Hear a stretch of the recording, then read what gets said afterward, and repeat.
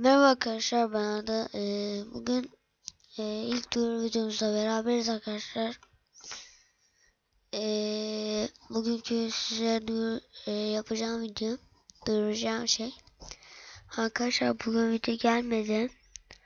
Bunun nedeni hepimiz çektim ve Skyblock server tanıtımını çektim. Fakat bu iki video hepimiz yükledim, yayınladım. Fakat yayınlamamış. Ben de yanlışlıkla sekmeyi kapatmıştım. İkincisi de Skyblock server tanıtımı 7 dakika yaptım. Ve onun algılanmamış. Bandicam aldıramamış. Yani bunu o yüzden yapamadım. Yani bu yüzden de video çıkmadı. Fakat şu an çektiğim duyuruda bir video doğru. Yani başka şey diyeyim, like atmayı unutmayın. Görüşmek üzere, kendinize iyi bakın.